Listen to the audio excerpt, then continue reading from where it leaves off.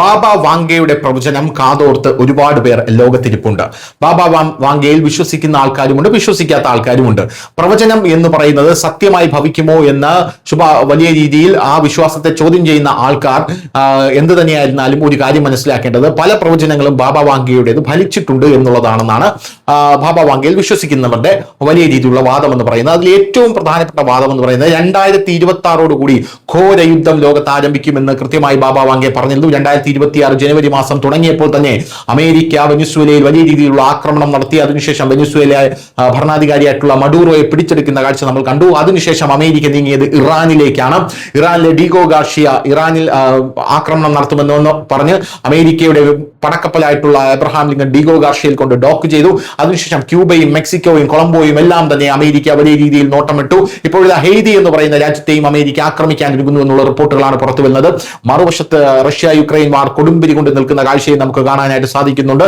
ഇപ്പോൾ ഒരു മൂന്നാം ലോക മഹായുദ്ധം ഉണ്ടാകാനുള്ള സാധ്യത പോലും ബാബ വാങ്കെ തള്ളിക്കളയുന്നില്ല. ആ ബാബ വാങ്കയുടെ ഒരു പ്രവചനമാണ് ഇപ്പോൾ തരംഗമായി മാറിക്കൊണ്ടിരിക്കുന്നത് എന്നുള്ളതാണ് നമുക്ക് പറയാൻ സാധിക്കുന്നത്. സ്വർണത്തിന്റെയും വെള്ളിയുടെയും വില എങ്ങനെയാണ് ഇപ്പോൾ പോകുന്നത് എന്ന് നമുക്ക് എല്ലാവർക്കും അറിയാം. ആ പ്രക്ഷുബ്ധതകൾക്കിടയിൽ ബാബ വാങ്കയുടെ പ്രവചനം ലോകമെമ്പാടും ചർച്ചയായി എന്നുള്ളതാണ്.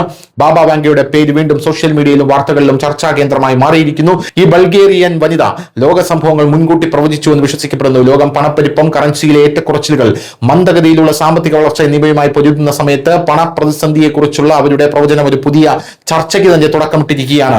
ബാബയുടെ പ്രവചനങ്ങൾ അനുസരിച്ച് പേപ്പർ കറൻസിയുടെ മുഴുവൻ മൂല്യവും നഷ്ടപ്പെടുന്ന ഒരു ഭാവിയെക്കുറിച്ചാണ് അവർ മുന്നറിയിപ്പ് നൽകുന്നത്. ഇത് ലോകമെമ്പാടും പണക്ഷാമത്തിലേക്ക് നയിക്കും. അത്തരമൊരു സാഹചര്യത്തിൽ ബാങ്കുകളിലോ ഭൗതിക നോട്ടുകളിലോ സൂക്ഷിക്കുന്ന പണത്തെ വിശ്വസിക്കാൻ ആളുകൾക്ക് ബുദ്ധിമുട്ടായിരിക്കും. പകരം സ്വർണം, വെള്ളി, ചെമ്പ് തുടങ്ങിയ മൂർത്തമായ ആസ്തികൾ സമ്പത്തിന്റെ ഏറ്റവും സുരക്ഷിതമായിട്ടുള്ള ശേഖരമായി കണക്കാക്കപ്പെടുമെന്നാണ് ബാബ വാങ്കെ പ്രവചിച്ചിരിക്കുന്നത്. സമീപകാലത്ത് ആഗോള വിപണികളിൽ വിലയേറിയ ലോഹങ്ങളുടെ വിലയിൽ വലിയ കുതിച്ചുചാട്ടമാണ് ഉണ്ടായിരിക്കുന്നത്.